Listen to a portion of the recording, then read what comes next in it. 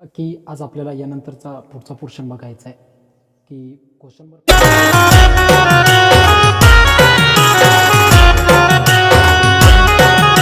the WY is equal to 44 degree and the measurement of arc ZX is equal to 68 degree, then find the खाली आपल्याला 3 problem दिलेले आहेत.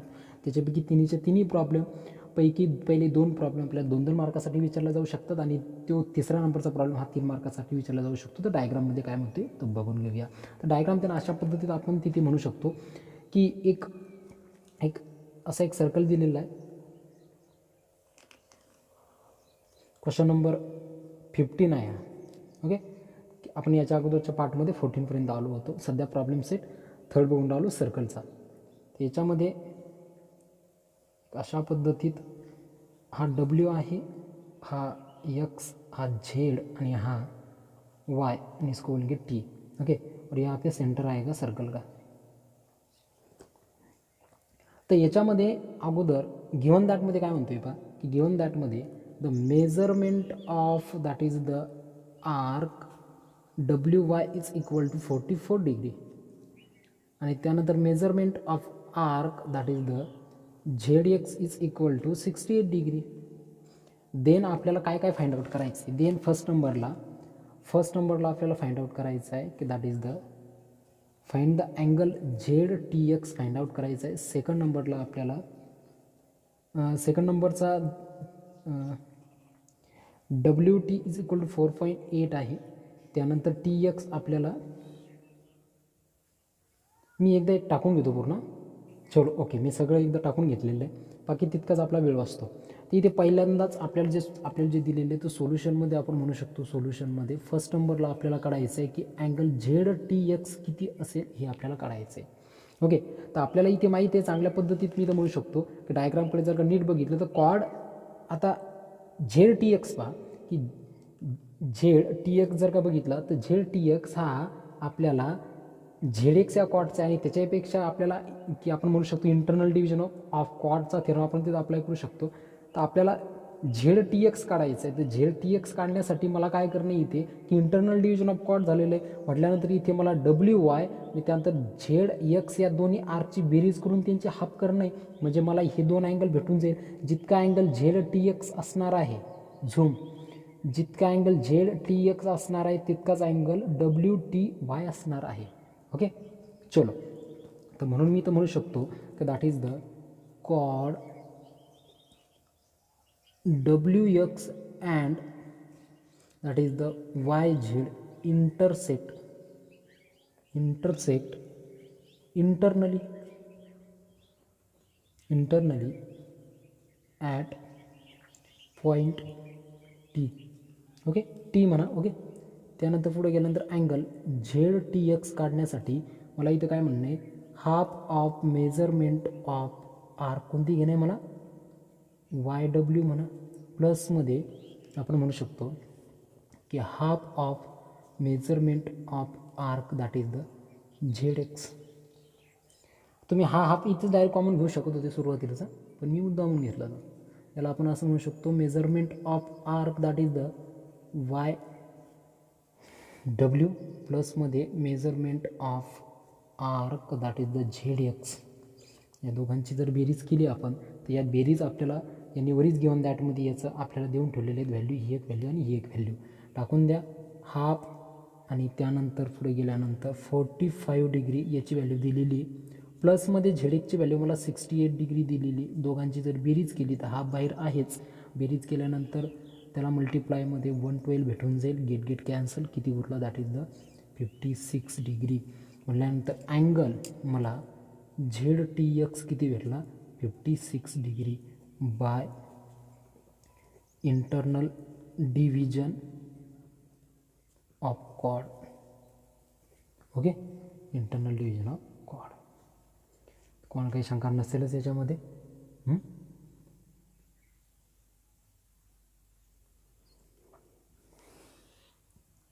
चला पुढे गेल्यानंतर सेकंड नंबरमध्ये तो पुढं काय म्हणतो आहे सेकंड नंबरचा आपण स्टार्ट करण्यासाठी सेकंड नंबरमध्ये काय म्हणतो आहे तर सेकंड नंबरमध्ये आपल्याला सेकंड नंबरला आपल्याला वाय टीची व्हॅल्यू दिलेली 4.8, त्यानंतर टी एक्स आपल्याला 8.0 आहे पण तो 8च आहे, वाय टी आपल्याला 6.4 आहे. त्यानंतर आपल्याला इथे परत काय काढायचं आहे, टी झेड काढायचं आहे. आता एक पहा इथे मी सेकंड नंबरच्या व्हॅल्यू पहा की आपल्याला इथं वाय टीची व्हॅल्यू 4.8 दिलेली आहे, त्यानंतर टी एक्सची व्हॅल्यू मला 8 दिलेली आहे आणि वाय टीची व्हॅल्यू मला 6.4 दिलेली आहे. तर टी झेड मला इथे काढायचं आहे. तर मी नक्कीच परत काय म्हणेल इथे theorem of internal division of chord परत मी इथं लावू शकतो. इथे मी theorem of internal division of chord म्हणणार नाही, सॉरी फॉर दॅट. ओके, तो खालचा पोर्शन होता. तर इथे मी म्हणू शकतो की by that is the theorem of internal division of chord. Theorem of internal division of कॉर्डमध्ये काय म्हणू शकतो मी की जर याचा आपण याला अप्लाय केलं तर काय भेटेल मला, वाय टी प्लसमध्ये that is the Y T into that is the T X is equal to Y T into that is the T Z. W T into that is the T X is equal to Y T into T Z. Okay, तर याच्यामध्ये value जर का टाकलीत किती भेटेल मला 4.8 इंटूमध्ये, कारण की याची व्हॅल्यू दिलेली पुढे गेल्यानंतर 8 is equal to that is the 6.4 इंटूमध्ये टी झेड जसाच्या तसा. याला जर का सॉल्व केला आपण तर काय भेटेल मला, हा 4.8 इकडं जसा तसा 8 सुद्धा आणि याला डिव्हिजनमध्ये 6.4 is equal to T Z. तर याला कसं सॉल्व करणार, याला सॉल्व करण्यासाठी आपण इथं म्हणू शकतो ओके. तर इथे याला जर का सॉल्व केलं तर आपण तर हा 6.4 आणि 8 इथे गेट कॅन्सल होऊ शकतो, that is the 1 and that is the 8. इथे याने जर का भाग दिला तर आपण 8ने याला 4.8ला जर का डिवाइड केलं तर आपल्याला 6, कारण की 8 6 are that is the 48, 6.0 answer भेटेल टी झेड. म्हणजेच मला टी झेड भेटला that is the 6 unit. Okay, T Z मला भेटून गेला 6 युनिट. त्याच्या पुढे गेल्यानंतर परत आपण इथं असं म्हणू शकतो, आता माझ्याकडे खाली जागा नाही राहिलेली, मी थोडा जरा पेज वरी घेतो. त्यानंतर पुढे गेल्यानंतर पहा की काय म्हणतोय की आपल्याला आता डब्ल्यू एक्स दिलेला आहे 25, आपल्याला डब्ल्यू एक्स किती दिलेला आहे 25, डब्ल्यूपासून ते एक्सपर्यंत 25. त्यानंतर वाय टी आपल्याला परत किती दिलेला आहे, तर वाय टी मी एक दुसरं सेकंड पेज घेतो, सॉरी फॉर दॅट. ओके, तर सेकंड पेजमध्ये एक परत एकदा डायग्राम काढतो मी. हे अशा पद्धती डायग्राम झेड आहे, एक्स आहे, वाय आहे, हा डब्ल्यू आहे आणि हा टी आहे. ओके, तर याच्यामध्ये आपल्याला डब्ल्यू एक्स किती दिलेला आहे, हा डब्ल्यू एक्स पूर्ण 25 आहे. त्यानंतर वाय टी किती आहे, तर वाय टी आपल्याला 8 आहे. त्यानंतर परत आपल्याला वाय झेड किती दिलेला, वाय झेड 26 आहे. तर आपल्याला काय काढायचं आहे, वाय टी काढायचं आहे, हा किती असेल, सॉरी डब्ल्यू टी काढायचं आपल्याला किती असेल. तर इथे याला सॉल्व करण्यासाठी आपण म्हणू शकतो की दॅट इज द थर्ड नंबरचा let that is the value of W T आपल्याला माहिती नाही, बी काय होणार आहे, तो एक्स होणार आहे. ओके, आता इथे आपण असं नाही म्हणू शकत की डब्ल्यू टी प्लसमध्ये that is the T X is equal to W X म्हणू शकतो मी निश्चितच, कारण की डब्ल्यू टी प्लसमध्ये टी एक्स म्हणजे काय डब्ल्यू एक्स. याच्या पाठीमागचं कारण आहे की W collinear to T collinear to X. याच्यात पुढे गेल्यानंतर पण आताच मी डब्ल्यू टीसाठी काय घेतला, एक्स प्लसमध्ये टाकून द्या टी एक्स. आणि त्यानंतर परत पुढं आपल्याला पण डब्ल्यू एक्सची व्हॅल्यू किती दिलेली, डब्ल्यू एक्स पूर्ण किती आहे 25 आहे. तर 25 म्हटल्यानंतर मी इथं 25 टाकून देईल. ओके, तर इथेच मला जर का टी एक्सची व्हॅल्यू मी काढायचं ठरवलं तर टी एक्स किती भेटेल, 25 मायनस एक्स भेटून जाईल, बरोबर. तर इथे हा जो आपल्याला इथे टी एक्सची व्हॅल्यू भेटून गेलेली, ही टी एक्सची व्हॅल्यू आठवणीत ठेवा, याचं पुढं काम पडणार आहे. त्याच पद्धतीनं आपण जसा इथे की यात काय डब्ल्यू एक्स काढला त्याच पद्धतीनं आपण इथे वाय झेडसुद्धा काढू शकतो की that is the Y Z. तर इथे आपण काय म्हणू शकतो, वाय झेड म्हणजे काय, वाय टी प्लसमध्ये T Z is equal to that is the Y Z. मी असं म्हणू शकत नाही का, म्हणू शकतो मी नक्कीच. ओके, हा स्क्वेअर नाही त्याचा, हा इथं काय वाय झेड आहे. ओके, तर याच्यातच परत जर का आपण व्हॅल्यू टाकली किती भेटणार आहे आपल्याला, वाय टीची व्हॅल्यू किती दिलेली आहे, तर वाय टी आपल्याला दिलेला आहे 8, 8 प्लसमध्ये टी झेड, तर टी झेड किती आहे, तर टी झेड आपल्याला काढायचं आहे, T Z is equal to, त्यानंतर वाय झेडची व्हॅल्यू 26 दिलेली, T Z is equal to 26 minus 8, then what we get that is the 18. तर टी झेडची व्हॅल्यू किती भेटली मला, 18 भेटली. ही पण व्हॅल्यू ध्यानात ठेवा, पुढं काम पडेल. आता इक्वेशन त्याला देत बसायचं नाही. आता theorem of internal division of chord आपण इथं अप्लाय करू शकतो, म्हणून आपण म्हणणार की by theorem of internal division of chord. तुम्ही पूर्ण लिहायचं पेपरमध्ये, तुम्ही अर्धा नाही लिहायचं. जर का अप्लाय केला तर काय भेटेल आपल्याला, अगोदर अप्लाय केलेलं आपण डब्ल्यू टी इंटूमध्ये that is the T X is equal to Y T इंटूमध्ये that is the T Z. Okay, मग याच्यामध्ये व्हॅल्यू जर का टाकली तर डब्ल्यू टीची व्हॅल्यू किती कन्सिडर केलेली एक्स, इंटूमध्ये टी एक्सची व्हॅल्यू किती आलेली आहे, टी एक्सची व्हॅल्यू आपल्याला भेटलेली आहे 25 इंटू एक्स, आपलं सॉरी मायनसमध्ये X is equal to Y टीची व्हॅल्यू मला किती भेटलेली, तर वाय टी त्याने ऑलरेडी दिलेलं आहे किती 8 आहे, आणि टी झेडची व्हॅल्यू किती आली 18, त्या टाकून काय भेटेल पा, याला जर का पुढं सॉल्व केलं तर काय भेटेल मला इथे, याला जर का सॉल्व केलं तर आपल्याला इथे भेटणार की that is 25 into X, that is the 25 X मायनसमध्ये एक्सचा स्क्वेअर, एक्स इंटू एक्स एक्सचा स्क्वेअर इज इक्वल टू, याला परत जर का सॉल्व केलं तर दॅट इज द 144 इथे भेटून जाईल आपल्याला. ओके, आता इथे हे क्वाड्रेटिक इक्वेशन तयार झालेलं आहे. क्वाड्रेटिक इक्वेशन तयार झालं म्हटल्यानंतर इथे आपण याला साधा सरळ भाषेत आपण इथे याला सॉल्व करू शकतो. हे सगळं उचून पलीकडच्या साईडला अलीकडे उठला 0 इज इक्वल टू, हा इकडे गेला मायनसचा प्लस झाला, हा इकडचा प्लसचा मायनस झाला, दॅट इज द 25 एक्स, आणि प्लसमध्ये 144 इकडे जसं तसा आहेच. ओके, हे परत समजून घ्या, मायनस एक्सचा स्क्वेअर इकडे नेला तो प्लस झाला, त्यानंतर इकडचा प्लस 25 एक्स इकडे नेला तो मायनस झाला. याला जर का फॅक्टरायझेशन पद्धतीने आता याचे फॅक्टर जर का पाडले मी, तर एक्सचा स्क्वेअर मायनसमध्ये 25 एक्स प्लसमध्ये 144 इज इक्वल टू 0, तर याचे फॅक्टर आपण अशा पद्धतीत इथं पाडू शकतो की दॅट इज द 144चे फॅक्टर असे पाडायचे की जेणेकरून दोघांची बेरीज आपल्याला -25 भेटली पाहिजेत. तर -16 आणि त्यानंतर -9 होऊ शकते, कारण दोघांचं मल्टिप्लिकेशन केलं तर 144 भेटून जाते, त्यानंतर दोघांचं आपण जर का इथे ॲडिशन केली तर मला -25 भेटून जाते. तर मला इथे थोडा जरा शॉर्टकट मारतो आहे, तुम्ही बाकीचं समजून घ्याल मला अशी अपेक्षा आहे, बरोबर. तर इथे याचे फॅक्टर आपण असे पाडू शकतो की एक्स -16 आणि त्यानंतर X minus that is the 9 is equal to 0. यालाच पुढे जर का सॉल्व केलं तर X -16 is equal to 0, or काय म्हणू शकतो आपण X -9 is equal to 0, X is equal to 16 or that is X is equal to 9. म्हणजे आपल्याला इथे डब्ल्यू टीच्या दोन व्हॅल्यू भेटले, एक तर 16 युनिट्स असेल किंवा डब्ल्यू टी एक तर दॅट इज द 9 युनिट्स असेल. ओके, तर कोण काही शंका, चलो नेक्स्ट.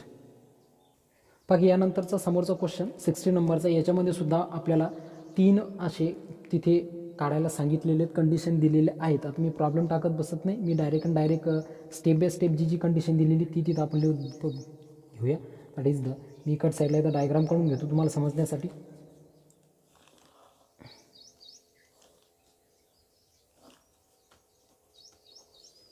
याला ए म्हणूया, याला बी म्हणूया, याला डी म्हणूया, याला इथे ई म्हणूया आणि याला सी. ओके, तर आपल्याला फर्स्ट नंबरची कंडिशन दिलेली, फर्स्ट जर आर्क सी ईची व्हॅल्यू 54 डिग्री असेल, त्यानंतर आर्क आपल्याला बी डी 23 डिग्री दिलेली असेल, तर आपल्याला अँगल सी ए ई काढायचा आहे, किती असेल. ओके, आपल्याला काय काढायचं आहे, अँगल सी ए ई काढायचं आहे. तर याला आपण इथे डायरेक्ट म्हणू शकतो की याला मी काय म्हणणार आहे की इथे दोन कॉर्डचं इंटरसेक्शन हे बाहेर जाऊन होऊन राहिलं म्हटल्यानंतर मायनस करणार आहे आपण, म्हणजे मोठ्या कॉर्डमधून छोटी कॉर्ड मायनस करून घेणार आहे, आपल्याला आपल्या असं भेटून जाणार. लेट दॅट इज द काय म्हणू शकतो, B C and that is the E D, ह्या दोन्ही कॉर्ड आहेत, इंटरसेक्ट कुठं होतात, intersect that is the externally. Okay, तर इथे आपण म्हणू शकतो की that is the angle C A E is equal to that is the half of measurement of arc, मोठ्या कॉर्डमधून छोट्या कॉर्डचं सी ई मोठी आहे, मायनस काय होणार, measurement of arc that is the B D. Okay, याला जर का सॉल्व केलं तर हाफ इंटू आपल्याला सी ईचं मेजरमेंट 54 दिलेलं आहे, मायनसमध्ये 23 जातील, इथं रिमेनिंग किती उरेल की दॅट इज द हाफ जसाच्या तसा आहे, मल्टिप्लिकेशनमध्ये 54मधून हा गेला म्हणजे 31 उरला. याला इथे आपण सॉल्व करून घेऊया, तर सॉल्व केलं तर आपल्याला 50 इतक्याचा भाग जाईल, अँगल सी ए ई मला किती भेटला, 50.5 डिग्री भेटला. सेकंड नंबरचा प्रॉब्लेम काय होतो, तर सेकंड नंबरचा प्रॉब्लेममध्ये म्हणतोय की जर ए बी तिथे 4.2 आहे, त्यानंतर बी सी परत आपल्याला 5.4 आहे, आणि ए ई मला जर 12 दिलेला असेल, 12.0 पण तो 12च आहे, तर आपल्याला काय फाइंड आउट करायचं आहे, that is the A D किती असेल तो फाइंड आउट करायचा आहे आपल्याला. ओके, तो तिथं ए डी किती असेल तो फाइंड आउट करायचा आहे. कोणा काही शंका यामध्ये, इथे आपण काय म्हणू शकतो की दॅट इज, हा फार सोपा आहे. इथे मी असं नाही का म्हणू शकत की दॅट इज द, मला बाकी यात काय ए बी दिलेला आहे की जो 4.2 आहे, त्यानंतर बी सी सुद्धा माहिती आहे, मला बी सी सुद्धा माहिती आहे, त्यानंतर ए ई सुद्धा माहिती आहे. तर मला इथे काय काढायचं आहे, ए डी काढायचं आहे.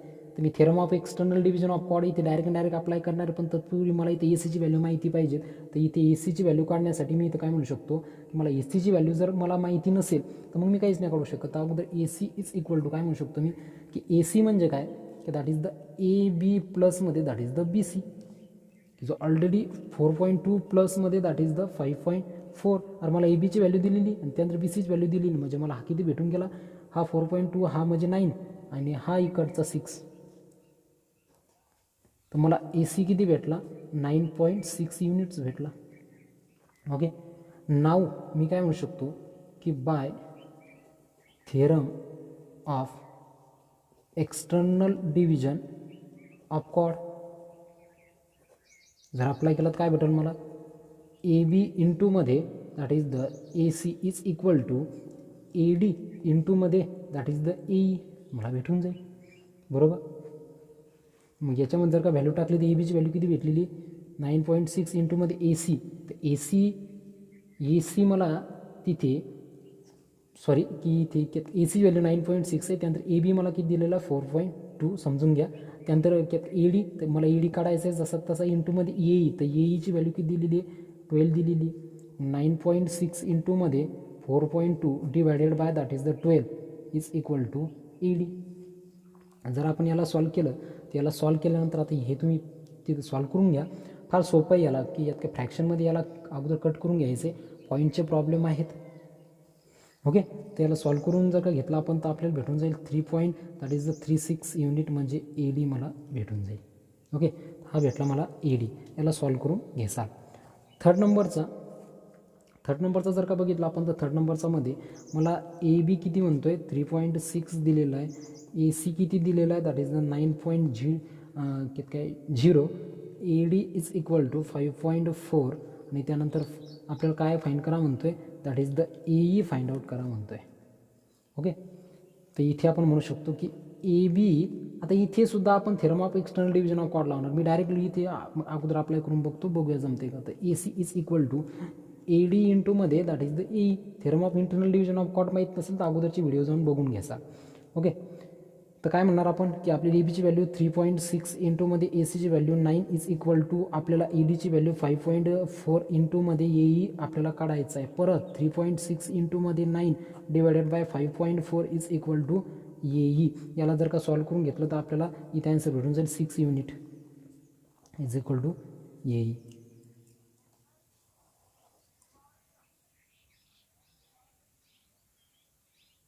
ओके, चला तर यानंतरची पुढची आपल्याला ॲक्टिव्हिटी दिलेली ॲक्टिव्हिटी मी तुम्हाला इथे समजून सांगणार आहे. तुम्हाला ॲक्टिव्हिटी तिथे काही दिसतच असेल. तिथे ॲक्टिव्हिटी फार सोपी आहे.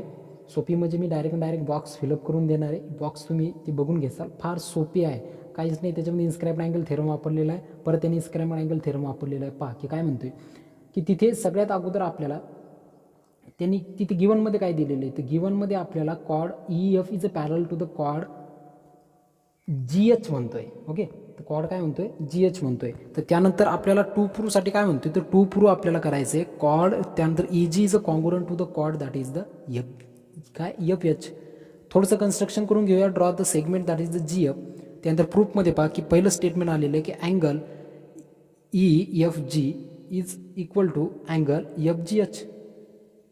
आता याच्या पुढे याला इक्वेशन नंबर प्लस जर का त्यानं म्हणलेलं असेल तर आपण इथे नक्कीच म्हणू शकतो की नक्कीच हा तिथे अल्टरनेट अँगल आहे, कारण की झेड तिथे झेड तयार झालेला आहे. तर नक्की पहा बरं तिथे की ई एफ जी हा झेड आहे कोणासोबत, एफ जी एस सोबत, म्हणजे अल्टरनेट अँगल आहे. कारण काय, कारण की त्या दोन्ही पॅरलल आहेत. पुढे गेल्यानंतर आपण जर का ई एफ जी काढला तर ई एफ जी हा कोणाच्या थोबडा पुढचा अँगल आहे, that is the arc E जीच्या पुढचा. म्हटल्यानंतर पहिल्या बॉक्समध्ये इन्स्क्राइब्ड अँगल थेरम जर का तो पुढे त्यानं म्हणले की अप्लाय करायचं आहे तर काय येईल मग तिथं, मग की इक्वेशन सेकंडच्या बॉक्समध्ये आता half of measurement of arc that is the E G. Similar to अशाच पद्धतीने आपण एफ जी एस सुद्धा काढू शकतो, half of measurement of arc that is the F H. Okay, तर याच पद्धतीने मेजरमेंट ऑफ आर्क जर का दोन्ही त्यांचे सारखे आहेत, जर का इथे इक्वेशन फर्स्ट आणि इक्वेशन सेकंड आणि इक्वेशन थर्डची एक साईड जर का इक्वल म्हटल्यानंतर अनादर साईडसुद्धा इक्वल आहे. म्हणजे याचा अर्थ काय की आर्क आपल्याला EG आणि आर्क आपल्याला FH हे सुद्धा कॉन्ग्रुअंट आहेत. याचाच अर्थ असा की congruent arc correspond the congruent chord. म्हणजे chord EG is congruent to chord FH. The chord corresponding to the congruent arc of circle are congruent. Okay, तर चला यानंतरचा क्वेश्चन, तर question number that is the 18 बघून घेऊया. तर question number 18 काय म्हणते बा, क्वेश्चन नंबर 18मध्ये आपल्याला परत त्याच पद्धतीने त्यांनी तिथे प्रॉब्लेम दिलेला आहे. मी आत्तापर्यंत याच्यावरचे सगळे म्हणजे जे अशा पद्धतीचा अगोदरचा जो आपला 15 आणि 16 याच पद्धतीने बघितलेला हा प्रॉब्लेम मी तुमच्यावर सोडून देतो. हा प्रॉब्लेम फार सोपा आहे. ओके, तर याच्यामध्ये टँजंट सेकंड थेरम अप्लाय करायचं दोन्ही ठिकाणी. टँजंट थेरम म्हणजे पहिला तर तुम्हाला तसाच जमून जाईल. पहिला तिथे काय करायचे, 2 आर्कचीच तिथे सबस्ट्रॅक्शन करून घ्यायची. सेकंड नंबरमध्ये टँजंट सेकंड थेरम अप्लाय करायचा. थर्ड नंबरमध्ये सुद्धा टँजंट सेकंड थेरम अप्लाय करायचा आहे. आता येऊया लास्ट प्रॉब्लेमकडे, म्हणजे या व्हिडिओच्या दॅट इज द हा आपला या व्हिडिओचा शेवटचा प्रॉब्लेम आहे. That is the question 19. तर क्वेश्चन 90 काय म्हणतो, क्वेश्चन 19मध्ये आपल्याला एक अशी पद्धती डायग्राम दिलेली आहे. मी एकदा डायग्राम काढून घेतो. हां, तर इथे मी याची डायग्राम काढून घेतलेली. काय म्हणतो की इन द ॲडजंट फिगरमध्ये circle with the center C and D touch the internally. हे काय हुंडाले एकमेकांना आतल्यात काय हुंडाले इंटरनली टच होऊन आले ॲट पॉईंट E. तिथं स्पष्टपणे दिसते. D lies on the interior. बरं ठीक आहे. त्याच्या पुढं काय म्हणतोय की prove that the segment EA is congruent to segment AB. आपल्याला EA इज कॉन्ग्रुअंट टू आहे दॅट इज द AB सोबत आपल्याला प्रूव्ह दॅट करायची. काय म्हणणार आपण की इथे डायरेक्ट बाकी आपल्याला टू प्रूव्ह आणि त्यानंतर कन्स्ट्रक्शन. तर अगोदर थोडंसं एकदा कन्स्ट्रक्शन करून घेऊया. तर कन्स्ट्रक्शन जर काय केलं तर काय भेटेल आपल्याला construction, that is the ED आणि त्यानंतर EA. ओके, याला जर का आपण जॉईन करून घेतलं तर आपल्याला काय भेटणार. चला प्रूफकडे जाऊया. प्रूफमध्ये आपण म्हणणार प्रूफ दॅट इज द, आपल्याला इतकं तर माहिती की EC आणि D हे कसे आहेत, कोलिनियर आहेत. कसे आहेत, कोलिनियर. फार सोपा प्रॉब्लेम आहे. आपल्याला काय करायचं आहे की जितका EA आहे तितकाच आपल्याला इथं काय प्रूव्ह दॅट करायचं, AB प्रूव्ह दॅट करायचं. दिसत नाही पण तो आहे. ओके, तिथं आपण म्हणू शकतो segment that is the ED is the diameter. म्हणू शकतो नक्कीच, इज द डायमीटर. कोणत्या सर्कलचा, छोट्या सर्कलचा आहे, ऑफ स्मॉलर सर्कल. अक्षर छान आहे माझं. Okay, smaller circle. त्यानंतर angle EAD is equal to 90 degree. कारण काय, कारण की angle inscribed in a semi circle. हा जो EAD आहे, EAD हा अँगल इथं कसा होणार 90, कारण की angle in a semi circle. काही सांगण्याची गरज नाही. त्याच्यात म्हणजे काय, याचाच अर्थ काय आहे की that is the segment AD is a perpendicular to that is the chord EB. म्हणू शकतो आपण याला की जितका म्हणजे की AD हा परपेंडिक्युलर कशासोबत आहे, EB सोबत आहे. म्हणजेच याचा अर्थ असा होईल की that is the segment EA is a congruent to that is the segment AB. आता तुम्ही म्हणसाल डायरेक्ट काउंट लिहिलं तर स्टेटमेंट असं आहे की perpendicular drawn from the centre to the circle it to the chord it bisect the chord. म्हणजे कालच्याच व्हिडिओमधलं स्टेटमेंट आहे. जर इथून म्हणजे आपण इथं काय म्हणू शकतो की जर परपेंडिक्युलर आपण ड्रॉ केला कुठून, सेंटरपासून. काय, सेंटरपासून जर आपण ड्रॉ केला तर तो काय करतो म्हणजे हे काय D काय सेंटर आहे या मोठ्या सर्कलचं. आणि सेंटर म्हटल्यानंतर झूम, तर इथे सेंटर म्हटल्यानंतर आपण काय म्हणू शकतो की ही कॉर्ड आहे मोठ्या सर्कलची. या सेंटरमधून जर का याच्यावर परपेंडिक्युलर टाकला तर नक्कीच आहे का हा काय कुंड आला, याला बायसेक्ट कुंड आला. म्हणजे ए काय झाला, EBचा मिड पॉईंट झाला. म्हणजे जितका E आहे तितकाच AB आहे. Hence prove. ओके, तर इथेच आपला आजचा पार्ट इथे संपलेला आहे. तर यानंतरच्या पार्टमध्ये आपण यानंतरचे प्रॉब्लेम बघणार. त्यानंतर ॲक्टिव्हिटी आहे क्वेश्चन नंबर 20. क्वेश्चन नंबर 20ची ॲक्टिव्हिटी ही तुम्ही सॉल्व करायची. मी यानंतरच्या याच्यामध्ये डायरेक्ट याच्या पुढचा क्वेश्चन घेऊन टाकणार आहे. ओके, बरोबर. तर एक छोटंसं तुम्हाला इतकं सांगायचं होतं की आपले 700च्या क्रॉसमध्ये सबस्क्रायबर झालेले, त्याबद्दल तुमचे सगळ्यांचे धन्यवाद. आणि सगळ्यात महत्त्वाचं, तुम्ही व्हिडिओ पूर्ण बघत जा जर का बघायचं असेल तर. ओके, पूर्ण बघत जा. तुम्ही बघत असाल तर फार छान गोष्ट आहे, कारण की फार मेहनतीने व्हिडिओ होतो तुमच्यापर्यंत, काही सांगण्याची गरज नाही. झूमवर वगैरे शिकून आपल्याला जमणार नाही, कारण त्याच्याबद्दल मी जास्त बोलणार नाही. राहिला प्रश्न एक की क्लास वगैरे कधी चालू होणार, तर ते नक्कीच तुम्हाला कळवलं जाईल, शाळा वगैरे कधी चालू होतात तर ठीक आहे. तोपर्यंत तुम्ही तुमचा अभ्यास चालू ठेवा. बी सिरियस, हा जोक नाही आहे, तुमच्या भविष्याचा प्रश्न आहे. 10वी म्हटल्यानंतर तुम्ही एक लक्ष दिलं असेल की मी 8वीची किंवा 9वीची सुद्धा व्हिडिओ टाकून नाही राहिलो, पण 10वीचा व्हिडिओ मला टाईम भेटला तसा मी व्हिडिओ टाकून राहिलो. त्याच्यामुळे मी इतकं सिरियस घेतो आहे, तुम्ही तितकं सिरियस घ्या प्लीज, कारण की भविष्य तुमच्यासाठी, तुमचं भविष्य हे आमचे जे सगळे लोक आहेत, जितके यूट्यूबर वगैरे वगैरे, हे सांगायचं काम करूनच राहिले, फार छान गोष्ट आहे, पण तुमचं भविष्य तुमच्या हातात आहे. So keep in a mind this things. Okay, so be seriously. Okay, Tata.